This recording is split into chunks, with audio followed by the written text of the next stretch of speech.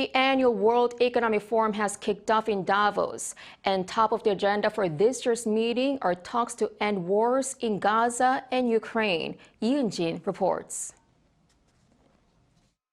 Global elites, from business leaders to heads of state, are in Davos for the 54th World Economic Forum, which kicked off Monday morning local time under the theme of Rebuilding Trust.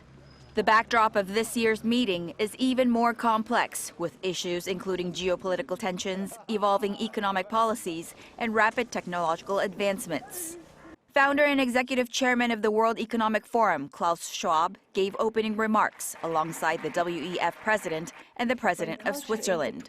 Addresses were also made by Chinese Premier Li Qiang and the president of the European Commission, Ursula von der Leyen.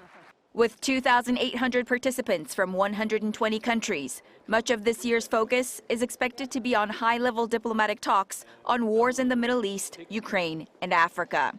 On Monday, Switzerland agreed to host the Global Peace Summit for Ukraine at the request of Ukrainian President Volodymyr Zelensky.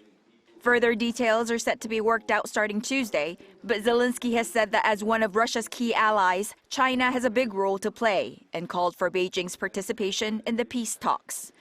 Meanwhile, the Kremlin on Monday dismissed talks in Davos over Ukraine's peace proposals, saying nothing would be achieved because Russia was not part of the discussions.